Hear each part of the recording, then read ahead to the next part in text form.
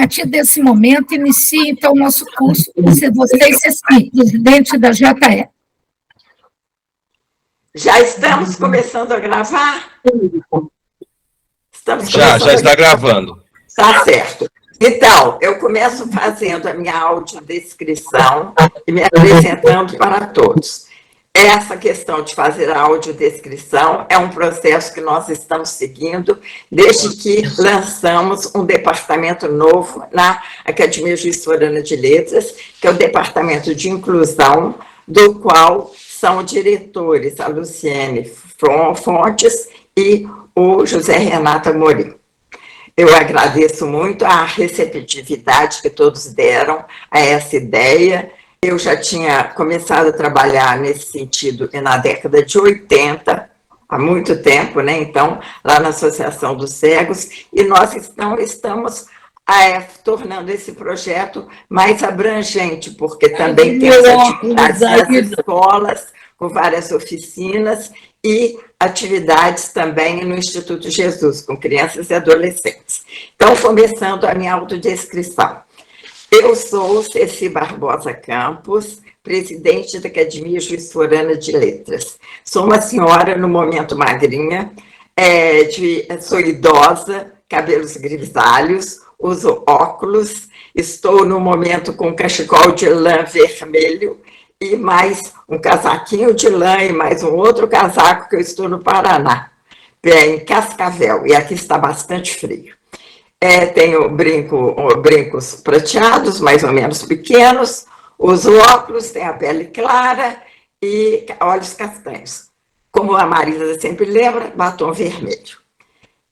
Estou muito feliz de estar aqui com vocês novamente, reiniciando nossas atividades dos cursos. As nossas atividades do segundo semestre já começaram, de fato. Já tivemos algumas programações e hoje é o reinício dos nossos cursos. Então, esse é o quarto curso que faz parte do ciclo de palestras literárias da Academia Juiz Florana de Letras. Então, começamos no segundo semestre de 2020, então chegamos agora ao quarto curso.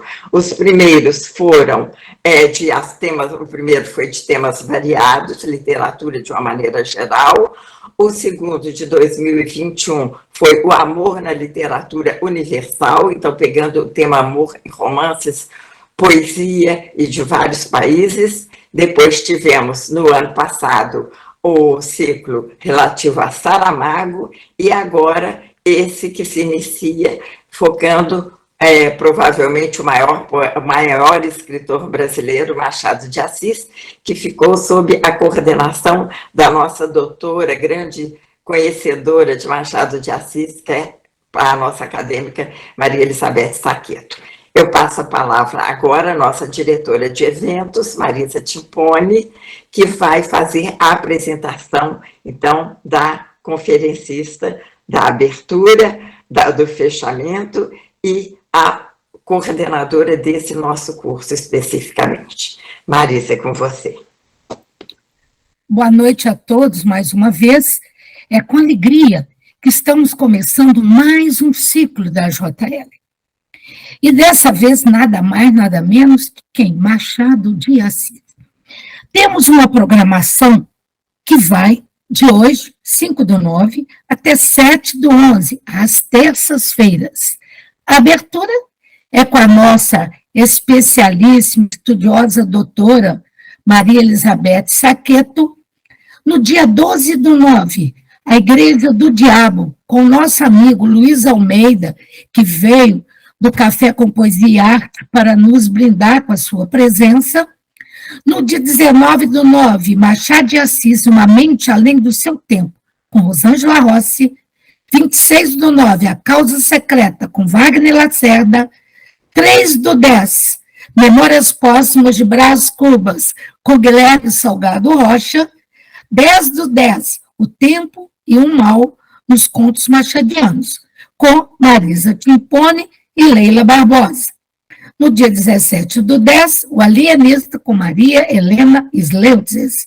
24/10, Quincas Borba, com o nosso querido doutor Piscini. 31/10, Casa Velha, Nova Domo, com Maria Nazaré Laroca.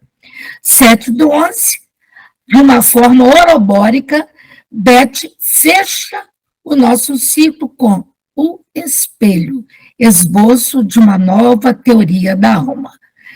Posto essa programação, eu passo para vocês a mostrar quem é a nossa palestrante de hoje. Mas antes, por hábito nosso, eu vou fazer a minha audiodescrição antes de apresentar a palestrante. Tenho cabelos negros, curtinhos, óculos grandes, olho sempre muito atento, bem aquilino, uso batom vermelho sempre, estou com um macacão preto, um cordão que eu comprei lá em Portugal, uma homenagem, foram os africanos que me venderam, adorei. Hoje eu vim nessa noite, em sua homenagem, tá, Emanuel? Estou aqui com ele. Uso um brinquinho tão pequeno que não dá nem para ver, é só para despistar. Estou aqui no meu sítio, em Grama, ao lado de uma janela colonial, e ao fundo uma TV, que esse aí é o molde brasileiro, não sei de quem, mas funciona. É bom para ver alguns filmes. Bem, passo a falar de nossa palestrante, que é a minha querida amiga, foi colega do curso de letras, a grande Beth Saqueto. Então, deixa eu abrir aqui no celular, tá? Porque eu abri outra coisa. Tá aqui, Beth. Olha, Maria Elizabeth Saqueto, essa moça linda aí de longos cabelos louros. Maria Elizabeth Saqueto, a Beth Saqueto, nossa íntima Beth, nasceu em Juiz de Fora, Minas Gerais, Brasil. É graduada em letras, especialista em língua portuguesa, mestre em letras na área de literatura e doutora em literatura comparada. Foi professora universitária, quem foi sempre é professora universitária, e também na educação básica. Exerceu por muitos anos a função de coordenadora do curso de letras do SES Juiz de Fora, hoje Uniacademia. Foi diretora de pesquisa e extensão e diretora acadêmica na mesma instituição. Olha quanta coisa, gente. Além de coordenadora de vários cursos de pós-graduação e de extensão do SES Juiz de Fora. Uniacademia hoje, como ela mesma já alertou.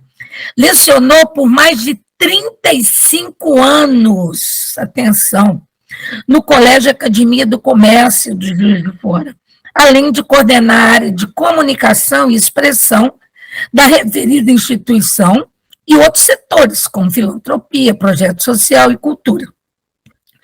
Atuou na organização de eventos culturais, como semanas acadêmicas, seminários e congressos. Participou com apresentações e trabalhos publicados em congressos nacionais e internacionais, em outros eventos na área de letras. Tem ministrado palestras sobre assuntos relacionados à área de letras. Ainda ministra cursos de extensão e aperfeiçoamento nas áreas de letras e educação. Trabalha com revisão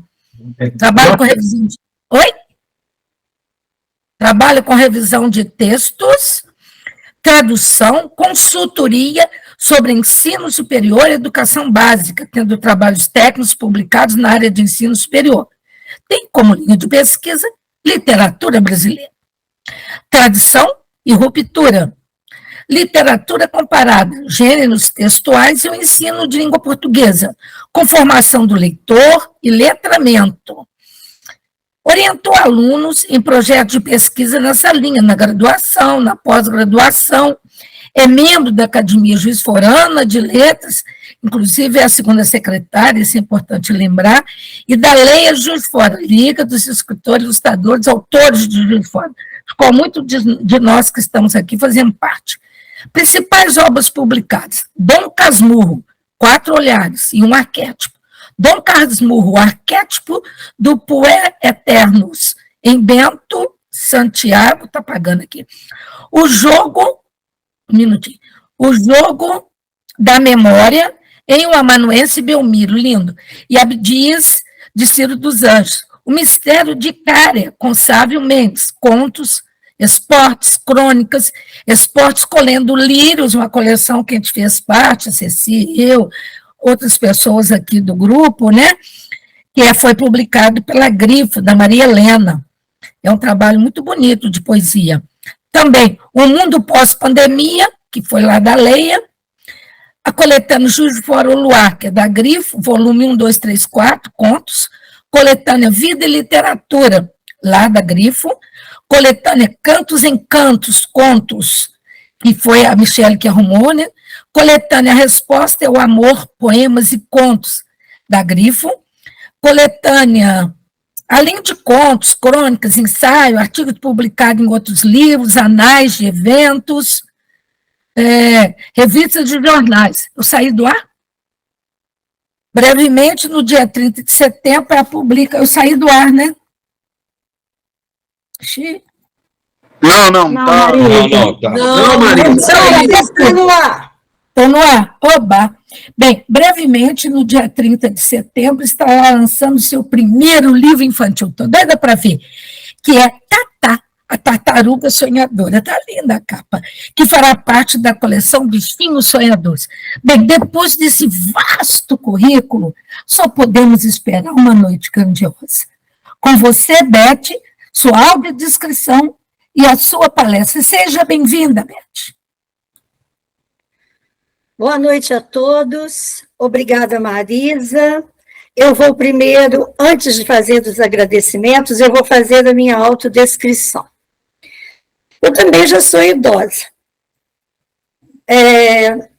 Estou com 70 anos. Não apoiado. Estou com 70 anos.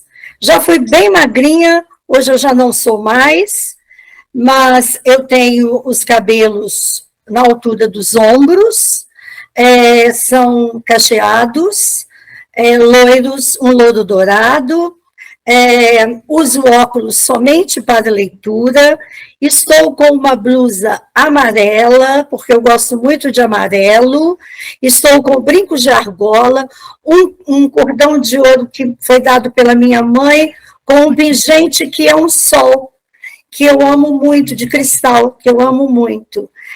Estou na minha sala de estudo, onde eu reúno meus livros, onde eu faço os meus trabalhos, onde eu faço as minhas leituras. Ao fundo, eu tenho uma tela bem grande de um artista plástico que é abstracionista. Eu moro em Juiz de Fora, vivi sempre aqui, e eu estou muito feliz de poder estar, neste momento, abrindo o 4º ciclo de palestras da Academia Juiz Forana de Letras. Eu recebi esse convite da diretora de eventos, a professora e escritora Marisa Timponi, minha amiga, esse grande nome, esse ilustre nome da literatura e da cultura de Juiz de Fora, e também de nossa querida e ilustríssima presidente da academia, Ceci Barbosa Campos, professora, escritora, uma incentivadora de todos nós, para que todos nós participemos de tudo. Ela nos motiva com seu exemplo, com seu dinamismo. Eu sou muito honrada de estar aqui e de ter coordenado e estar coordenando este curso de literatura sobre Machado de Assis. Aqueles que me conhecem sabem da minha paixão por Machado. Essa paixão teve início no ensino médio. Naquela época não era ensino médio, era o curso normal, que formava professoras. E quem me apresentou o Machado pela primeira vez foi um professor de português chamado Augusto Gotardelli. E o primeiro texto que eu li de Machado foi o conto Um Apólogo. Aquela história famosa do alfinete, da linha e da agulha. E aquele conto que tem uma estrutura voltada para o fantástico, porque Machado foi, sem dúvida, um precursor do realismo fantástico no Brasil. Ele tem o fantástico, por quê? Porque as personagens são objetos, elas falam, e é muito interessante o final deste apólogo, este final deixou para mim uma lição de vida, e aí eu comecei a me interessar pelo Machado. Quando eu cheguei à universidade, eu estudei o Machado, mas foi a ilustre professora Terezinha de Castro Pinto quem me desafiou para um trabalho sobre o alienista de Machado de Assis. E aí o amor expandiu, porque aí o Machado tomou o meu coração. E a partir daí eu me dediquei a estudar o Machado. Nas aulas, eu sempre tive um prazer enorme de falar sobre o Machado. Cheguei ao mestrado, e no mestrado a minha dissertação foi sobre o tema Dom Casmurro, e a fundamentação teórica foi dentro da teoria literária que nós chamamos de crítica psicológico-psicanalítica. Eu não segui Freud, nem Lacan, mas eu segui Jung, e aí eu trabalhei com arquétipos de ânima, de ânimos, de mãe terrível, e, de uma certa forma, eu reelaborei a questão do adultério em Dom Casmurro, e devolvi para o Bentinho aquilo que lhe fazia jus. E tirei da Capitu um pouco do peso que ela vem carregando há mais de 100 anos. E aí o meu amor foi se expandindo. Do doutorado, eu queria muito ter feito doutorado sobre Machado, mas foi difícil, porque o meu projeto, eles não concordavam muito com a minha ideia, e aí eu caminhei por um outro viés, peguei o Ciro dos Anjos, que foi um escritor, e é um escritor, porque ele é imortal, que também caminhou nos caminhos de Machado, cujo estilo é muito, muito, muito aproximado do estilo machadiano. E fiz um trabalho sobre ele. Mas todos sabem desta paixão sobre Machado. Então, vamos começar a nossa palestra de hoje. Eu escolhi o tema, a crítica em questão. Todos nós sabemos que Machado foi poeta, cronista, contista, romancista, teatrólogo, ensaísta, crítico, né? E vai por aí afora. Eu acredito que todos vocês estejam esperando que eu fale sobre a crítica que Machado fez. Machado foi, sem dúvida, um crítico bastante severo. Mas eu não vou falar sobre a crítica que Machado fez. Eu vou falar sobre a crítica que fizeram sobre a obra de Machado. E não a crítica depois de Machado ter morrido. Aí eu tomo como exemplo o Brás Cubas, né? Porque a fala de um morto é uma fala sem expectativa, porque ele já sabe de tudo. Ele já tomou conhecimento, a vida não existe mais. Né? Então, não é a crítica depois da morte de Machado. É a crítica enquanto Machado estava vivo. E o interessante é que, provavelmente, vocês estivessem esperando que eu falasse um pouco sobre a vida do Machado, particularidades dessa vida. Essa palestra eu já fiz há um tempo, né, na Academia Juiz Forana de Letras, e naquele momento eu abordei essas particularidades, essas peculiaridades da vida do Machado.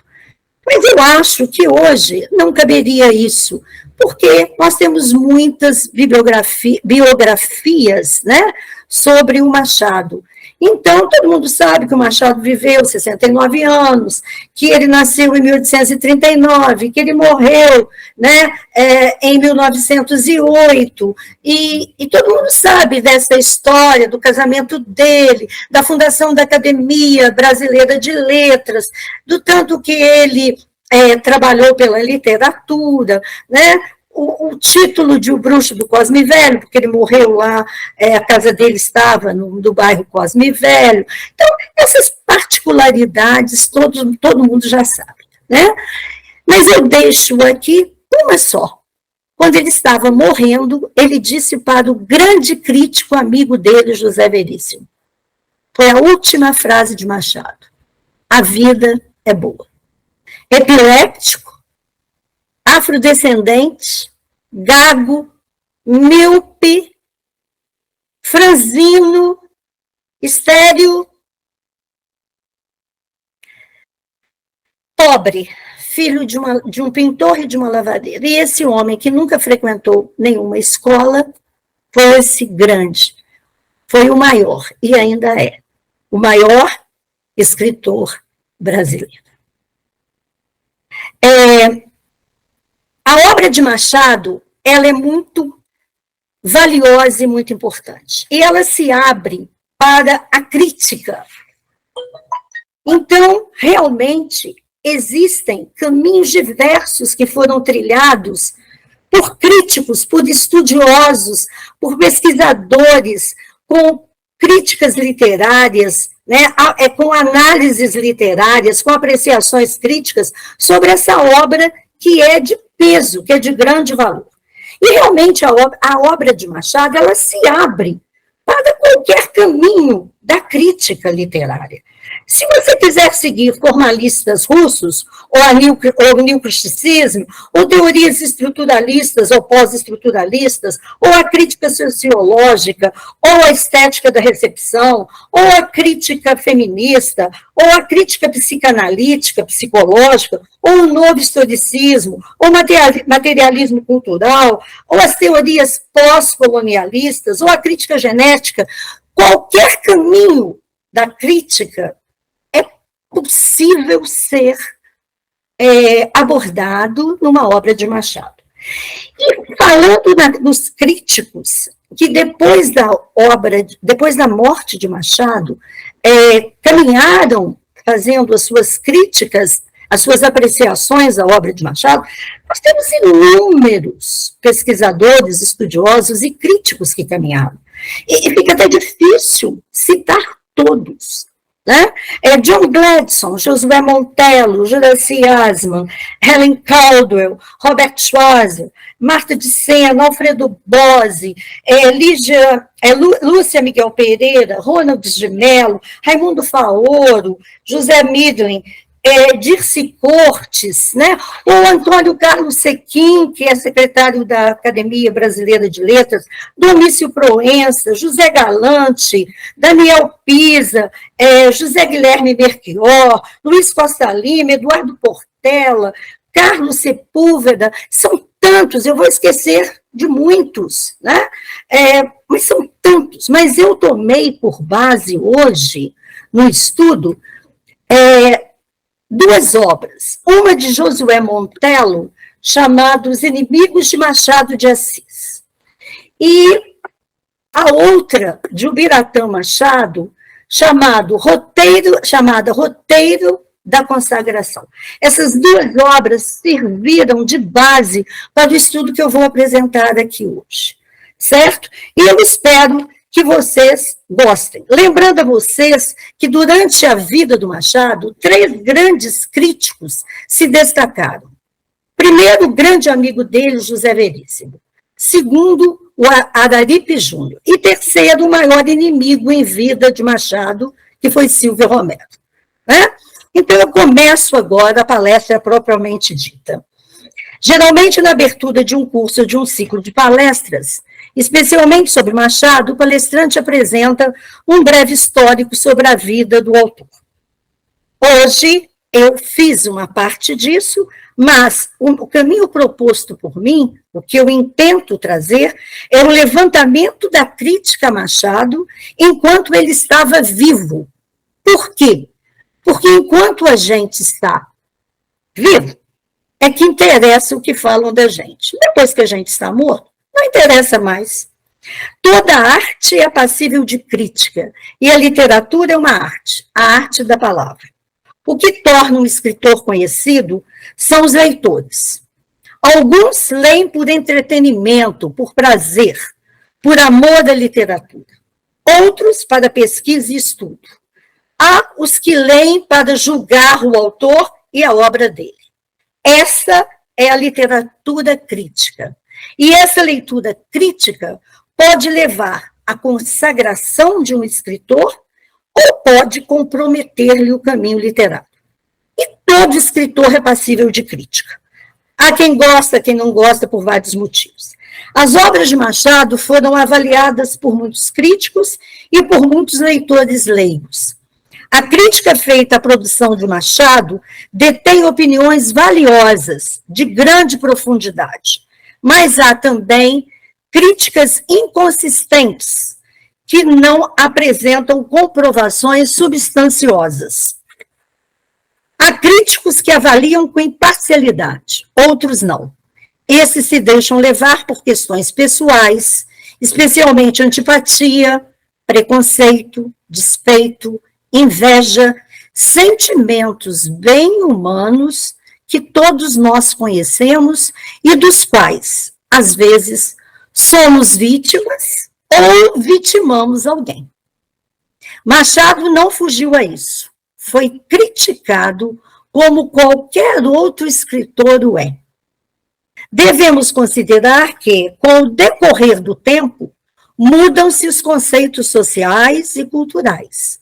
Mudam-se os críticos, os hábitos, os costumes. Mas, na realidade, tudo muda. Há críticas, ou melhor, julgamentos que se perpetuam, sobrevivem, principalmente quando são bem fundamentados. Machado não era contrário à crítica, inclusive porque ele era crítico. Ele a entendia como uma necessidade, um estímulo para o desenvolvimento do processo literário, do fazer literário. Machado sempre respeitou as críticas que fizeram a obra dele, mas nunca se rendeu às que cerceassem a sua liberdade e independência criadoras. Diferentemente de Alencar, porque José de Alencar se melindrava com o que diziam sobre a obra dele. O Machado, não. Machado evitou discussões, mas quando acusado injustamente, principalmente de plágio, e ele foi, se defendeu. E apesar do gosto pela ironia e pela destreza da escrita, Machado sempre se manteve sereno e digno, e talvez até humilde em relação aos seus críticos. No início da carreira literária, Machado se dedicou, todo mundo pensa que ele começou escrevendo textos em prosa, mas não foi. No início da carreira literária, Machado se dedicou ao teatro, mas sem abandonar a poesia. E durante 8 anos, desde a estreia aos 18 anos com a Ópera das Janelas, considerada uma tradução ou imitação, ele sofreu críticas. Sobre ela, José Rufino Rodrigues de Vasconcelos, redator do Conservatório Dramático Brasileiro, que recebeu a peça em 1857, exaltou a originalidade do texto, mas apontou a falta de pureza da linguagem e a vivacidade nos diálogos. A peça nunca foi encenada e encontra-se perdida. Muito do material que eu vou apresentar aqui está perdido. Machado, como era chamado de o Machadinho, manteve intensa atividade teatral. Produziu originais e adaptações, pelo menos 10 peças, mas também exerceu a crítica. Os críticos o acompanharam discretamente, elogiando, fazendo restrições, destacando características. Em 1861, o francês Adolphe Hilbert escreveu em francês uma crítica sobre a peça teatral, uma peça teatral curta que ele escreveu, chamada Desencantos. É o primeiro original de Machado publicado em um livro. E ele filiou Machado à tradição clássica e equilibrada, com raízes na cultura greco-romana. Quando O Caminho da Porta, de 1862, estreou no Teatro Ateneu Dramático, no Rio, a crítica reconheceu a habilidade do Machado no manejo dos diálogos, mas descartaram, os críticos destacaram a falta de ação. Foi Quintino Bocaiúva quem primeiro atentou para, abro aspas, o segredo das situações cômicas, o que na maturidade do Machado seria o humor amargo, influência dos mestres ingleses do humor. Em 1963, ao prefaciar o primeiro volume de teatro, Quintino Bocaiúva declarou que as peças de Machado eram frias e insensíveis, adequadas à leitura e não à encenação. Esse grande equívoco de Bocaiúva talvez tenha concorrido para a diminuição da produção teatral do Machado, levando-o a dedicar-se mais à tradução. Mas mesmo na tradução ele foi criticado. Quando ele traduziu O Barbeiro de Sevilha, ele foi demasiadamente criticado. Vejam bem como um crítico, às vezes, pode cercear um caminho literário. Deuses de Casaca foi publicado em 1866 e recebeu do crítico português muito importante, Pinheiro Chagas, um parecer favorável. Ele disse: malícia, elegância e poesia, dignas de elogio. Mas, mesmo assim, o teatro perdeu força. E, em paralelo a ele, Machado foi abandonando o teatro. Em paralelo à atividade teatral, Machado cultivava a poesia. Seu primeiro poema, chamado Soneto, a Ilustríssima Senhora DPJA, foi publicado no Periódico dos Pobres em outubro de 1854. Mas o primeiro livro de poesia foi Crisálidas, em 1864. Este livro recebeu duras críticas por causa do título. Feliciano Teixeira Leitão declarou sua decepção com o livro, e especialmente com o título. A maioria da crítica reconhecia a originalidade do poeta Machado, a fluência do verso, mas apontava defeitos. O maior elogio vem de Amaral Tavares, ao comparar a obra de Machado à de Henri Hirner, o poeta de Intermezzo. Machado lia alemão e lia o citado poeta. A crítica ficou dividida, principalmente sobre uma questão de versificação, no que diz respeito aos versos alexandrinos e aos versos de 14 sílabas. O prefácio desta obra foi escrito por Caetano Filgueiras. Ele colocou Machado acima de Casimiro de Abreu. E até de um poeta português muito famoso na época, que é do Tomás Ribeiro. A crítica se irritou profundamente. Eles não aceitaram que Machado fosse colocado em situação superior a Casimiro de Abreu. Bem, a tradição crítica no Brasil, a gente tem que parar para entender essa tradição crítica. Ela tem início a partir de 1860. Antes, a tradição, no que diz respeito à crítica no Brasil, há muitas controvérsias. O mesmo Machado, como crítico, ele lamentava a falta de uma crítica doutrinária ampla e elevada, nas palavras dele. Ele dizia que a crítica deveria ser doutrinária, ampla e elevada. Em 1866, Alencar declarou que Machado, José de Alencar, era o primeiro crítico brasileiro, e que ele já apreciava muito esse gênero. Mas o Machado, apesar de ter sido crítico, ele não se sentia um crítico de excelência. Quando ele lança, em 1870, Falenas, que é o segundo livro de poesia, ele surpreendeu, mas também irritou a crítica, que apontou a ausência da inspiração nacional, a influência do classicismo luso, que eles diziam que o Machado não estava escrevendo como um brasileiro, mas como um português. Apesar de reconhecerem o maior apuro formal, a clareza, a maturidade, o culto ao verso branco, ao alexandrino, dentre outras características. Usaram até o nacionalismo de José de Alencar para criticar Machado. O crítico português, Júlio César Machado, reconheceu as qualidades poéticas de Machado e, pela segunda vez, foi do exterior, primeiro da França, agora de Portugal, que a consagração de Machado começou, e não dentro do Brasil, fora do Brasil. Em 1864, Machado começou a publicar contos no Jornal da Família, e o público o aprovou. Eu acho que quando o público aprova, está tudo bem.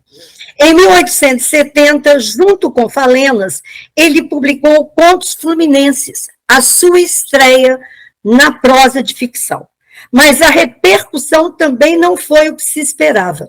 O mesmo acontecendo com Histórias da Meia-Noite, de 1874, que foi lançada 2 anos depois dele ter lançado seu primeiro romance, Ressurreição, que também recebeu muita crítica por causa do título. Certo? Joaquim Sena e o cônego Fernandes Pinheiro teceram considerações positivas, mas sem grande entusiasmo. Os críticos demonstravam mais interesse pelo poeta Machado, com algumas exceções, e não conseguiram perceber o grande ficcionista que surgia, né? Que estava ali começando.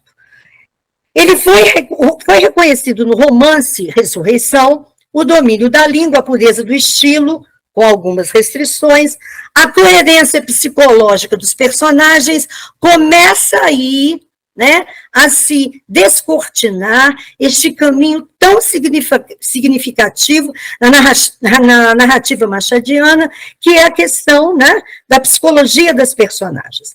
Mas destacaram a frieza de sentimentos. Carlos Ferreira afirmou que Machado pintava a paixão com moderação, fuga ao que ele chamava de modelo romântico. Na realidade, ele não percebeu que Machado não se interessava pela exaltação da paixão, mas pela análise dos sentimentos. E o sentimento nacional, a questão do nacionalismo, entrou novamente em cena. Eles começaram a criticar a estrutura dos protagonistas de Ressurreição, Félix e Lívia. Seriam eles representantes da sociedade brasileira? Machado foi acusado, inclusive, de plágio, dizendo que Félix tinha muito a ver com o Conde de Coche, personagem de Paul Mérès, do escritor Victor Chevallier. Então, até acusado de plágio, ele foi por causa da elaboração do Félix. 2 anos depois, ele publica A Mão e a Luva, em 1874, outro romance que sofreu críticas muito negativas, exceto por um colunista anônimo do jornal Vida Fluminense, que deu a Guiomar um destaque. Ele disse que Guiomar, personagem protagonista de A Mão e a Luva, era um soberbo tipo de mulher. A partir daí, as personagens femininas dessa fase, que nós consideramos aí primeira fase, começaram a ser percebidas, apesar da crítica achar a prosa bem mais popularesca e a poesia um gênero mais nobre. Havia essa questão de preconceito no século XIX. A poesia é nobre, a prosa é popularesca. Havia esse preconceito. Em 1875, com a publicação de Americanas, outro livro que sofreu muitas críticas, volta à questão da brasilidade. Chegaram a dizer que a alma de Americanas não era americana, e o estilo era português. Mas houve quem exaltasse a originalidade da obra, reconhecendo aspectos de nacionalidade pela primeira vez, além de versificação e metrificação apuradas. Interessante aí é que, quando o Machado, em 1901, reúne todas as suas poesias, num livro chamado Poesias Completas, praticamente todas as poesias que os críticos exaltaram, ele não colocou em poesias completas. Certo? Eu acho que foi uma forma dele mostrar para a crítica que o importante era o que ele pensava. Em 1976, ele lança Helena, seu terceiro romance. Helena marca o reconhecimento de Machado como um romancista de valor. A crítica conseguiu ver naturalidade dos diálogos, harmonia do conjunto, beleza da forma, personagens melhor elaborados, mas ainda insistiram na questão da brasilidade. Machado não concordou, pois Helena, para ele, era um tipo universal pela humanidade e brasileiro, nas palavras dele, pelas peculiaridades. Yaya Garcia foi lançado em 1878. Não teve a mesma receptividade. Urbano Duarte criticou a construção da protagonista. Rigoletto, entretanto, declarou que a trama foi traçada por mãos de mestres e que as personagens eram tipos típicos brasileiros do Segundo Reinado. Aos poucos, a crítica estava mudando e atentando para a capacidade de Machado ser analista fiel da psicologia dos brasileiros da época, mas ainda declaravam que a linguagem seguia os moldes portugueses.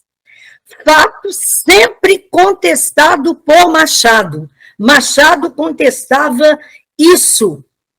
Ele não aceitava, né? Ele dizia, e ele comprovava, ele dizia não e comprovava.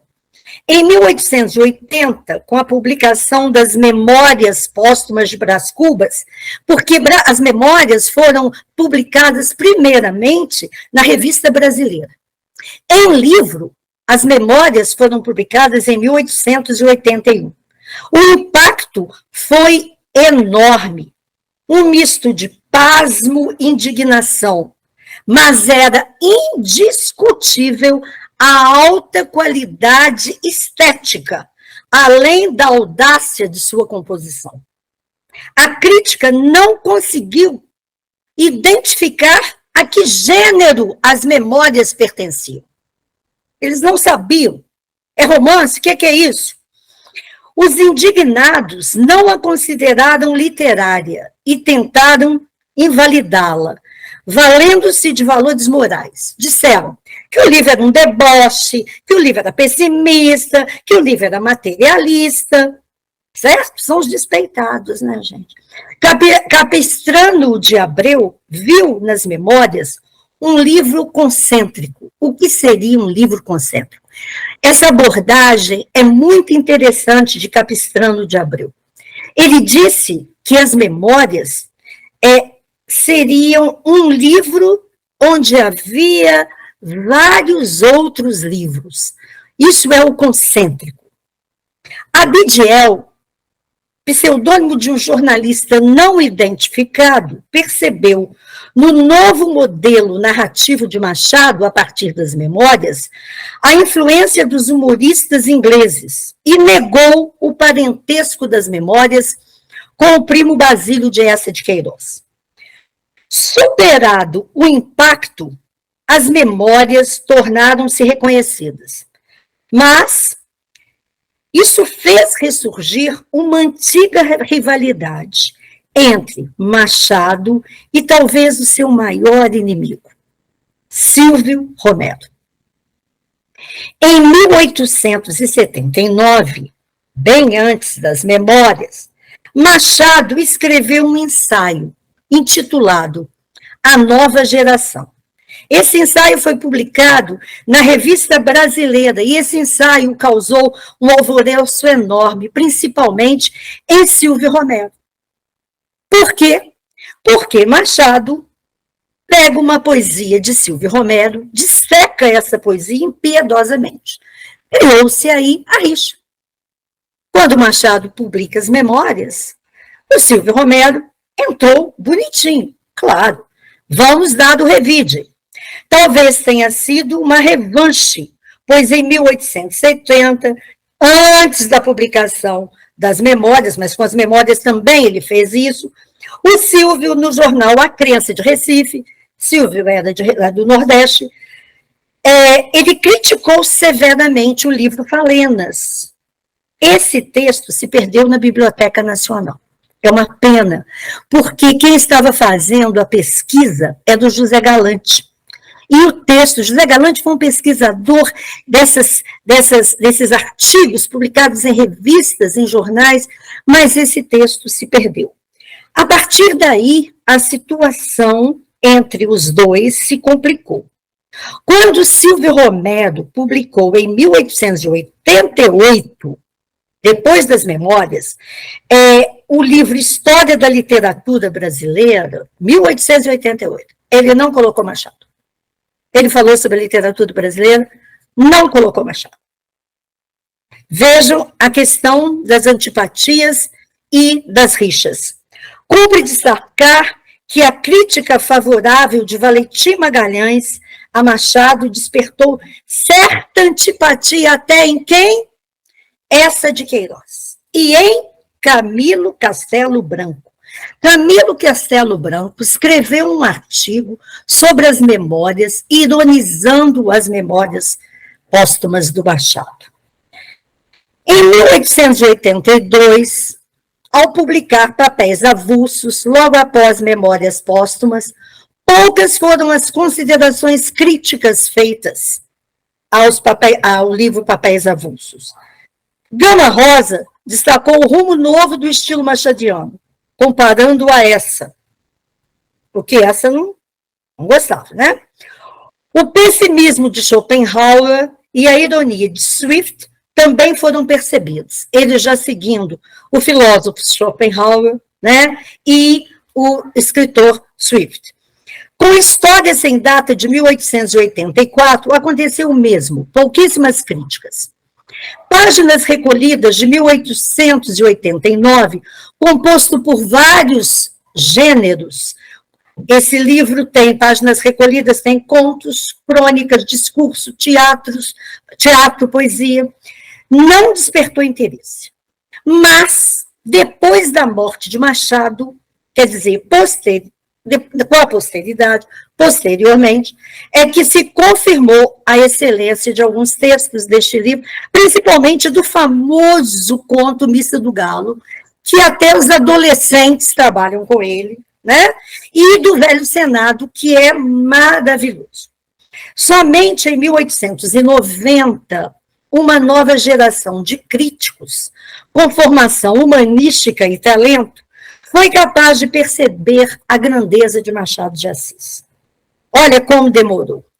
Em 1891, críticos antigos, com novas concepções críticas, como o Araripe Júnior, o José Veríssimo e um jovem crítico, Magalhães Dias Heredo, saudaram Quincas Borba, consagrando a obra. Nós vamos ter o Pitinini falando sobre ela, nós vamos ter o Guilherme falando sobre Memórias Póstumas. Magalhães declarou que Quincas Borba não era um romance. Ele disse que Quincas Borba era a vida, retrato fiel do Rio e de seus costumes. A crítica se deleitou com o estilo, a linguagem, agora aceita como brasileira, e também com a elaboração das personagens. Mas foi José Veríssimo quem primeiro disse que Machado não pertencia a nenhuma escola, apesar de todo mundo taxar o Machado como realista. Eu gosto de dizer que Machado é universalista e atemporal. Araripe Júnior atentou para as personagens masculinas de Machado. Outra coisa que me encanta, porque existem muitos estudos falando sobre as personagens femininas, mas eu vejo uma importância da construção das personagens masculinas de Machado, principalmente depois de Memórias Póstumas. Se nós pegarmos Brás Cubas, Rubião, Bentinho, Pedro e Paulo e o Conselheiro, nós vamos ver que Machado desconstruiu a imagem masculina da estrutura patriarcal. Ele colocou personagens fracas, medíocres, terríveis. Ele massacrou essa visão patriarcal. Só que as pessoas se deleitam falando sobre as personagens femininas do Machado, né? Então, o Araripe Júnior conseguiu perceber essas personagens masculinas com caracteres simbólicos, como símbolos, enquanto os outros se deleitavam e se concentravam nos perfis femininos. Araripe levantou uma questão até hoje em discussão. Até hoje se discute isso. Como se discute o adultério, né, da Capitu. Quem nos diz que Rubião não seja o Brasil? Ele lançou essa pergunta. Quem nos diz que Rubião não seja o Brasil, eu reproduzi a fala dele. É quem nos diz que Rubião não seja o Brasil? Muitas personagens dos romances e até de várias histórias de 1896 podiam representar o Brasil. Sem dúvida, eu acho que podem representar a humanidade. A mudança de ponto de vista é que Machado muda o seu ponto de vista em relação a retratar a sociedade, leva Machado a ser visto, e também a mudança de ponto de vista da crítica, como escritor brasileiro por excelência, cujas personagens eram extraídas diretamente da comédia humana carioca. Sem falar que Machado foi um regionalista. Foram raras as incursões de Machado para fora do Rio de Janeiro. Questionaram, contudo, se Machado não estaria destacando os aspectos mórbidos da natureza humana.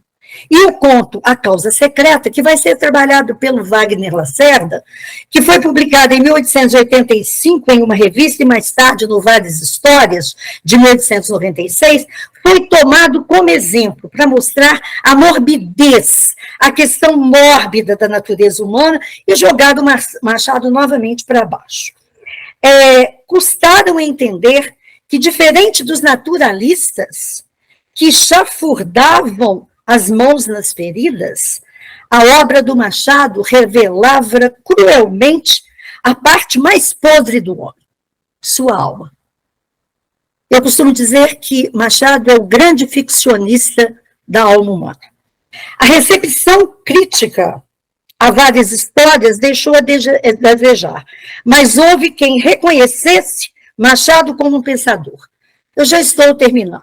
Magalhães de Azevedo declarou ser Machado um escritor universal, o mesmo fazendo Graça Aranha em uma conferência sobre literatura brasileira na Argentina. Mas Silvio Romero, no seu livro, olha, ele escreveu um livro, Machado de Assis, Estudo Comparativo da Literatura Brasileira, de 1897, ele novamente ataca o Machado. Escreve sobre o Machado e ataca o Machado. A reedição de Yaya Garcia, em 1897, Contos Fluminenses, em 1899, iniciou o processo de reavaliação da obra machadiana, da denominada primeira fase, que passa a ser reconhecida pela crítica, especialmente por Medeiros Albuquerque e José Veríssimo. As personagens que antes eram vistas como mal elaboradas, linfáticas, tornaram-se seres vivos. A crítica ressaltou que, em relação às personagens femininas, Machado fora sagaz, preocupado com a realidade e não com as convenções literárias. Quanto à acusação de falta de brasilidade, a nova crítica reconheceu que o Machado da maturidade já estava dentro do Machado jovem, da mesma forma que Bentinho reconheceu que Capitu já estava dentro da casca. Né? Então, o Machado jovem já estava no Machado da maturidade. Chegaram a dizer que as memórias não eram uma ruptura, mas uma evolução. A recepção crítica aos livros de Machado, entretanto, continuava pequena. Mas eis que chega Dom Casmurro, em 1899. Eu tenho um carinho especial por essa obra, dividindo a crítica. Veríssimo atentou para a mudança sutil na linguagem em relação às memórias. Brás tinha uma linguagem clássica, antiquada, típica de um homem formado em Coimbra. Bento, com formação moderna, vivendo no Rio, usava uma linguagem brasileira. Mas ele não deixou de ressaltar, mesmo elogiando, a filosofia amarga e pessimista. Medeiros Albuquerque declarou sua predileção por Dom Casmurro e chegou a dizer que o romance era incomparavelmente superior aos anteriores, considerando que contudo, que Escobar foi pouco trabalhado por Machado. A questão não é de Escobar, a questão é da Bentinho. Frota Pessoa afirmou ser Dom Casmurro de concepção inferior, e os ataques à literatura de Machado continuaram. Quando da publicação de Poesias Completas, de 1901, os inimigos de Machado, sabendo de sua superioridade como prosador, o que o tornava inatingível, voltaram-se para sua obra poética, que era passível de crítica. Eles tinham que arrumar alguma forma de criticar o grande escritor. O gaúcho Múcio Teixeira, com propósitos maldosos e certo despeito, analisou a poética machadiana a partir de fundamentos pouco técnicos, além de encaminhar a crítica para questões pessoais. Olha que felicidade! Com alusões impróprias à epilepsia e à cor da pele do Machado. Silvio Romero aproveitou a oportunidade para rebater as apreciações favoráveis de José Veríssimo, que observou sobre a riqueza vocabular, a versificação correta, comparando Machado até Gonçalves Dias no tocante ao emprego do verso solto. Veríssimo denominou Machado o poeta do pensamento. Essa qualidade, a do pensar, se fortaleceu em Eslaú e Jacó, de 1904, obra mais exaltada pela crítica durante a vida do autor. Mário de Alencar afirmou ser do romance o melhor texto de Machado, e que a cada nova obra, Machado melhor surgia. Valfrido, contudo, contesta a habilidade de Machado em harmonizar capítulos numa técnica de mosaico, porque a estrutura de Esaú e Jacó é uma estrutura de montagem como se fosse um mosaico. Mas o grande aceite da crítica referiu-se à brasilidade, especialmente pelo emprego do que a maneira brasileira, do pronome relativo que e da sua forma interrogativa, aí já é o pronome interrogativo, o que, tão combatida pelos puristas e pela língua de Portugal. Houve críticos que identificaram nas personagens pessoas vivas do Rio, e Oliveira Lima tentou para as personagens serem mais símbolos do que entidades. Essa simbologia utilizada para suavizar a visão crua das misérias humanas foi sentida também por Nestor Vitor, no ensaio sobre Relíquias de Casa Velha, de 1906. Para ele, Machado se desfazia de suas características, desdenhando até do humor. A última produção, Memorial de Aires, de 1908, ano da morte de Machado, e ele já escreveu sem a presença da amada Carolina, foi reconhecida como uma nova maneira de compor e de execução difícil. Modificada-se talvez Machado, pois já não era o mesmo ironista das Memórias de Dom Casmurro. O estilo também estava diferente. Períodos mais curtos, pela exigência de um memorial, a humanidade das personagens, mantida pela meia ironia e pela meia descrença do conselheiro Aires, mais humanas, universais, brasileiras, como as pessoas que caminhavam pelo Rio da época. Mário de Alencar afirmou ser memorial a obra suprema. Salvador de Mendonça disse ser a melhor acabada e assim por diante. Tudo uma questão de opinião. Esse material crítico que eu apresentei a vocês agora é de difícil acesso. Alguns estão em livros raros ou em jornais e revistas, principalmente na Casa de Rui, na Biblioteca Nacional, no Museu da Imprensa e na Academia Brasileira de Letras e outros. Outros se perderam. Um grande compilador deste material foi José Galante de Souza, e eu destaco especialmente o livro do grande pesquisador Ubiratã Machado, que se chama Machado de Assis, Roteiro da Consagração. Para concluir, eu deixo aqui palavras de Machado de Assis, no ensaio que ele escreveu sobre o ideal do crítico. E ele disse, abro aspas, estabelecei a crítica, mas a crítica fecunda, não a estéril, que nos aborrece e nos mata, que não reflete nem discute, que abate por capricho ou levanta por vaidade. Estabelecei a crítica pensadora, sincera, perseverante e elevada. Será esse o meio de reerguer os ânimos, promover os estímulos, guiar os estreantes, corrigir os talentos feitos, condenai o ódio, a camaradagem e a indiferença. Essas três chagas da crítica de hoje. Onde, em lugar delas, a sinceridade, a solicitude e a justiça. É só assim que teremos uma grande literatura. Muito obrigada. Que lindo, Beth! Aplaude, e tenho certeza que todos o fazem. Que maravilha, Beth! Olha, vários comentários no chat, todos reconhecendo a magistralidade da sua... Eu queria destacar a presença de minha querida irmã, Ivone Saqueto. Oh, que bonitinho. Ela está nos assistindo. Um beijo, Oi, irmã Ivone, seja querida. bem-vinda. Parabéns para essa família linda. Gente, enquanto Beth falava, saíram frases assim, da Glaziane, por exemplo. Como a fala póstuma pode trazer tanta expressividade, são coisas de Machado. O Heleno, que foco abrangente. Literatura crítica, eu busquei um instinto de nacionalidade, que é um texto que o Machado reviu Alencar.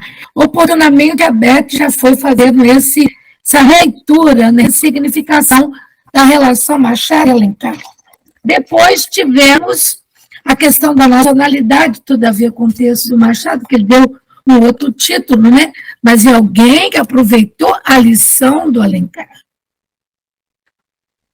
Bem, uma coisa importante que a Beth nos trouxe, adorei, o livro concêntrico, como em Guimarães Rosa, em que ele insere uma série de micronarrativas no texto.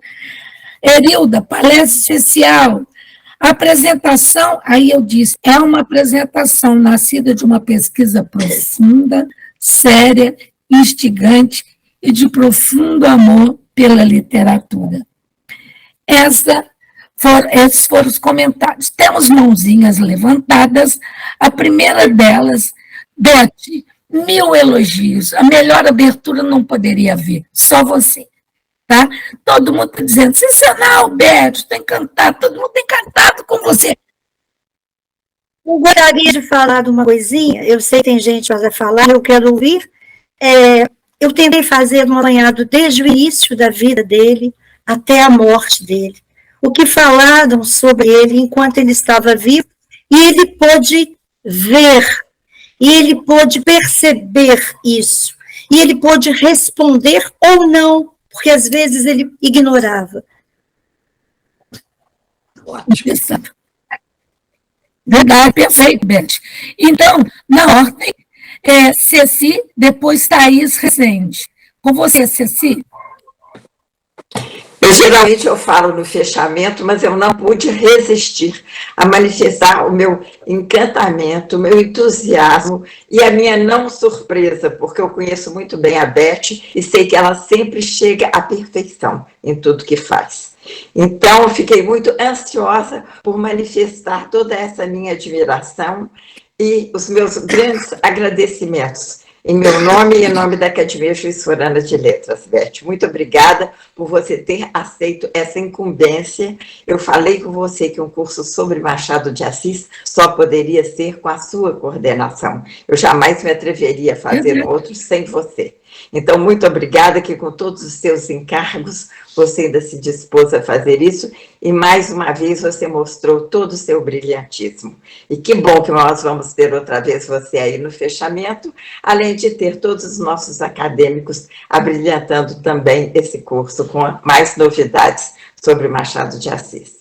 Eu já deixo aqui de uma vez os meus agradecimentos para não ter que ficar indo e voltando. Então, a coordenadora de eventos agora vai dando prosseguimento às falas e o fechamento. Muito obrigada. Perfeito, Ceci. Só mesmo a Beth para fazer esse trabalho. Eu disse, você é especialíssima, Beth.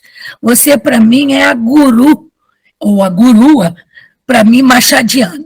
Agora, Thaís Rezende, com você. Você levantou a mão. Está me ouvindo? Sim, pode falar.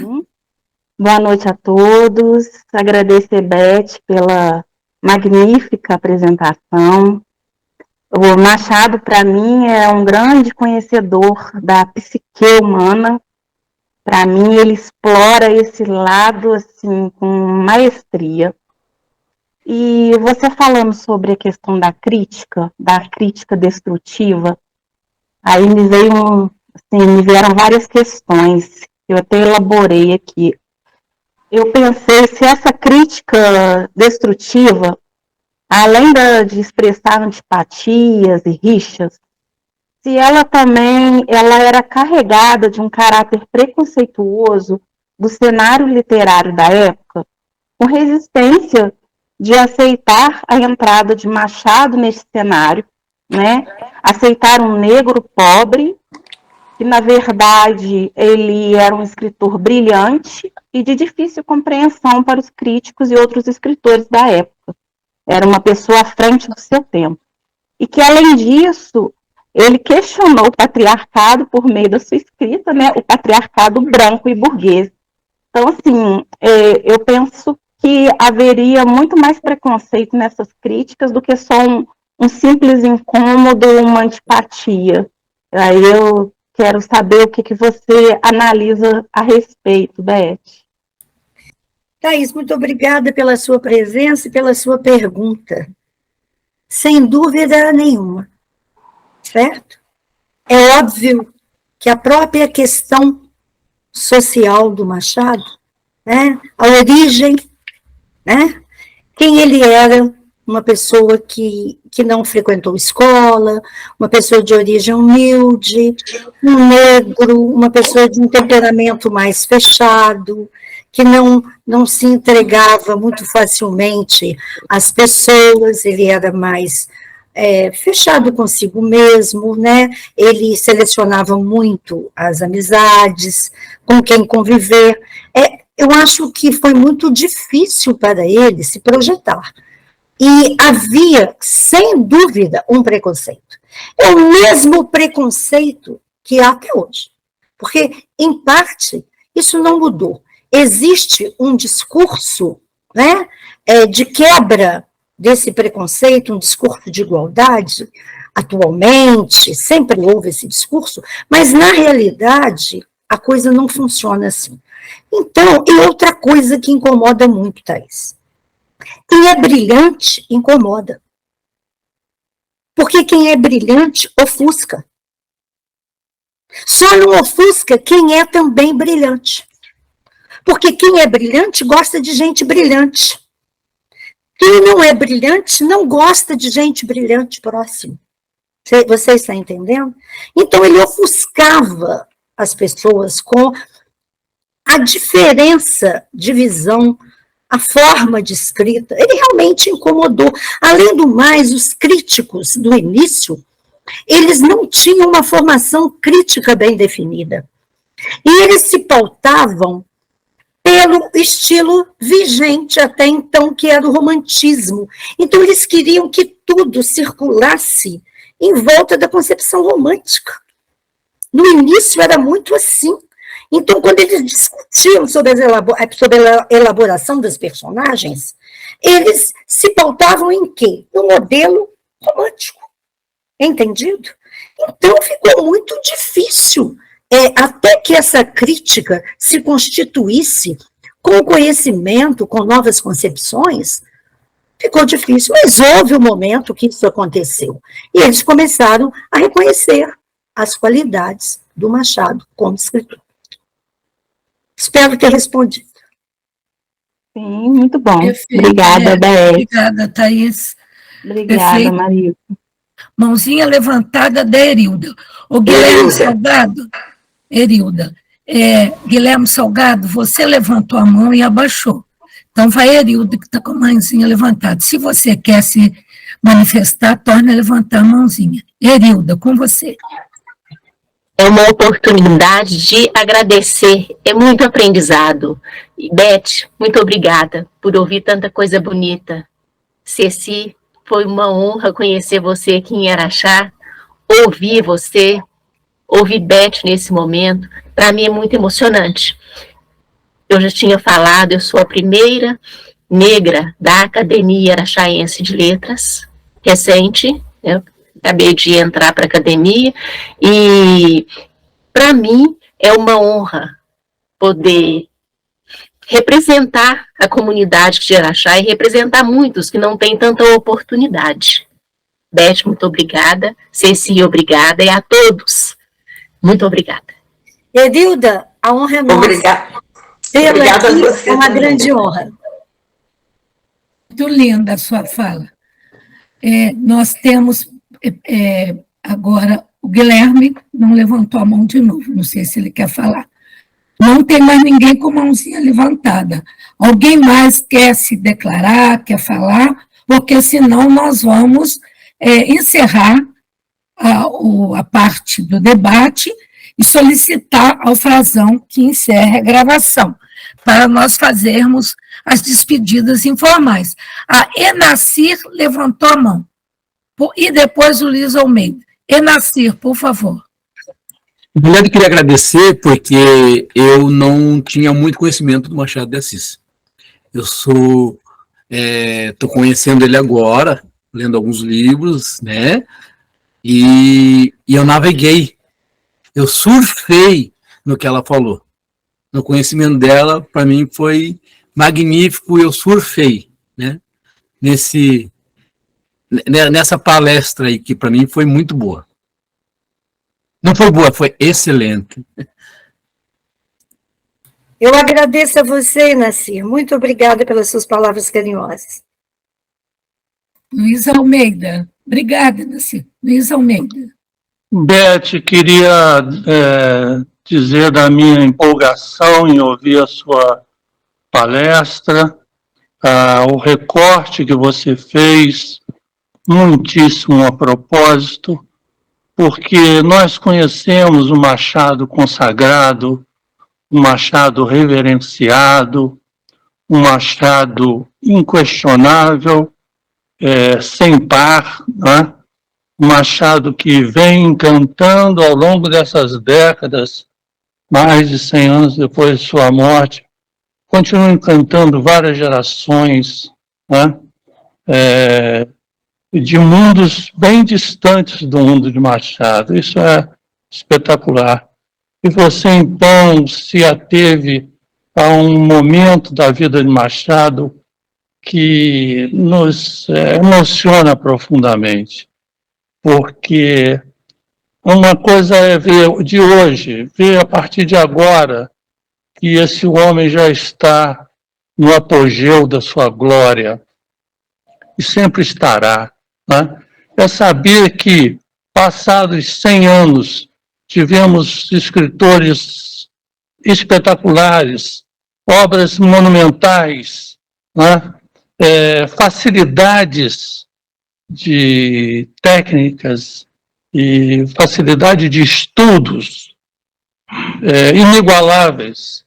E esse filho de um pintor de parede com uma lavadeira, aprendendo francês com um quintandeiro, estudando latim com um padre lá de alguma paróquia, esse mulato continua,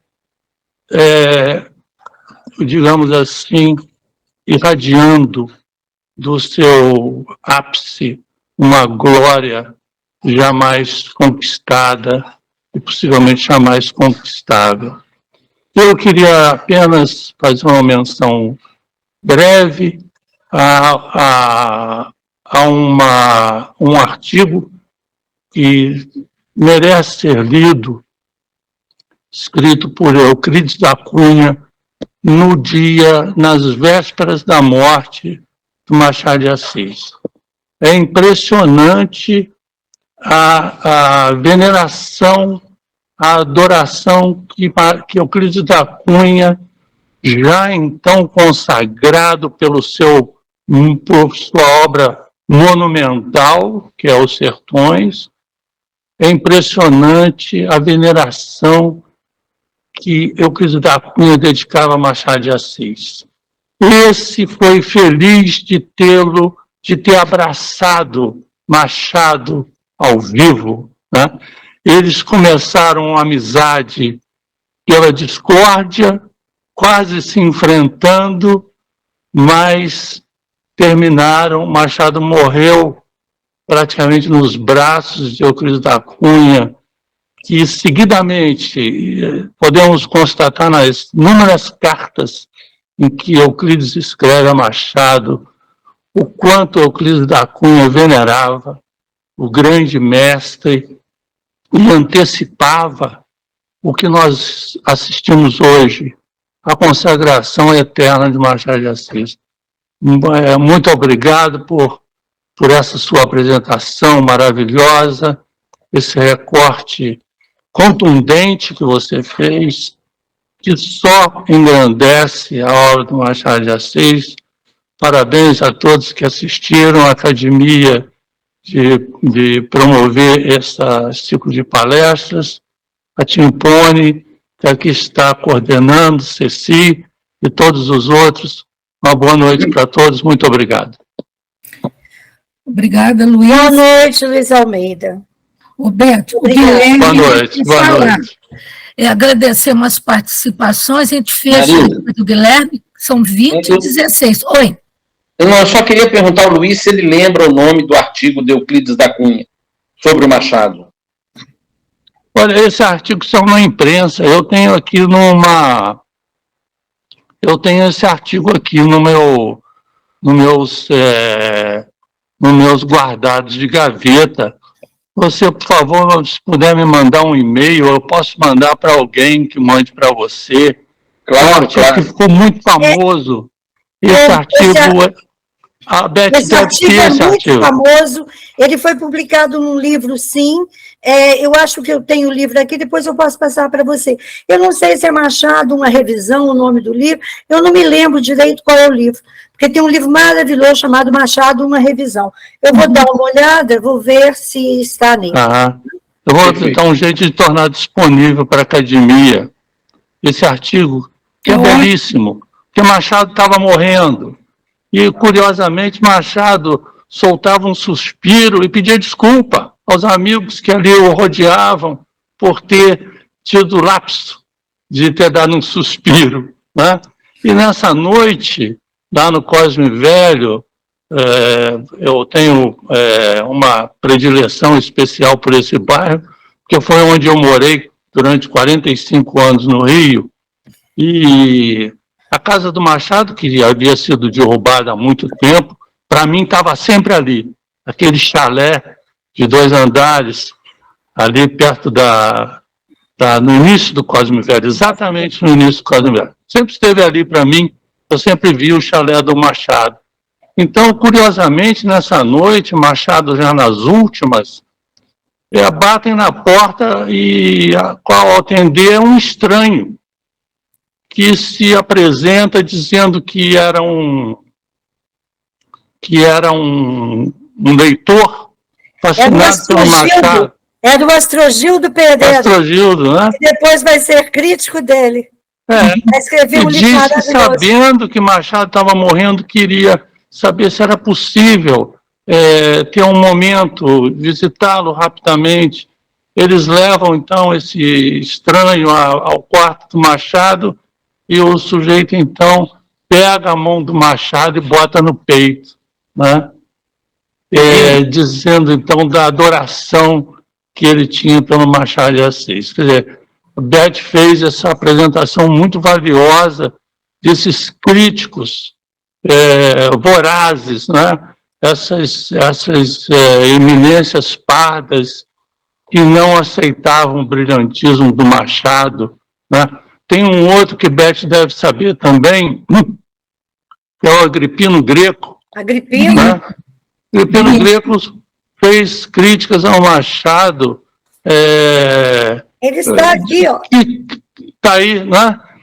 Curiosamente, esses críticos, na verdade, eles só valorizam o Machado, né? Ao analisar com objetividade o conteúdo dessas críticas, nós vamos descobrir que, na verdade, são elogios. Isso aí. Né? Esse estranhamento é porque o homem era um gigante, um gigante que saiu do nada. A Lúcia Miguel Pereira tem, a meu modo de pensar, a melhor ideia sobre Machado. Ela diz: há um segredo em Machado de Assis. E esse segredo é indesvendável, né? É um segredo que torna um rapaz mulato um gênio da literatura mundial, né? É um segredo, isso é um segredo. Nós nunca descobriremos como essa genialidade, né, pousou no punho desse escritor genial. Nunca saberemos isso. Mais uma vez, Beth, parabéns. Obrigada. E obrigado pela sua preleção. Obrigada. Obrigada, Luiz. E eu gostaria de passar, a presidente quer finalizar, porque já são 20h20. A gravação. Marisa, eu gostaria de agradecer a presença de todos, a fala de todos. Eu estou muito feliz, muito contente, espero e tenho a certeza de que o curso será excelente, porque nós teremos palestrantes com muito conhecimento, apresentando as obras de Machado.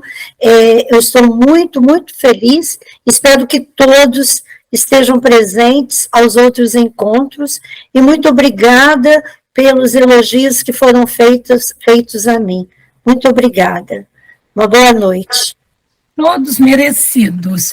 Ô, presidente, que a última fala eu já posso abrir para os aplausos. Eu tinha dito que eu já tinha me manifestado anteriormente, então, mais uma vez, eu reafirmo a minha satisfação, a minha alegria de ter começado esse curso maravilhoso, e os meus agradecimentos à Beth, a todos os acadêmicos que estão aqui presentes. Eu coloquei ali no chat que nós estamos agradecendo a todos de Juiz de Fora, de Minas Gerais, do Brasil e do exterior, porque esse nosso curso está sendo aí super bem representado, né, com todas essas pessoas. Então, agradecemos muito e contamos com todos aí na próxima semana, no dia 12, com o Luiz Almeida, né, que será o nosso palestrante do segundo encontro. Marisa, gente, muito obrigada. Uma fala. Gente, então não se esqueçam, de novo encontro, terça que vem, 19 horas, com a Igreja do Diabo, com Luiz Almeida, nos trazendo, então, certamente, uma resposta a uma pergunta que apareceu no chat. O que Machado tem a ver com Schopenhauer? Certamente o Luiz vai comentar. E quero agradecer por demais, um curso que começa assim, já pensou a responsabilidade de todos nós palestrantes, que eu também sou palestrante no curso? Beth, você começou lá do alto, vamos tentar segurar a bola. Boa noite, agradeço a todos.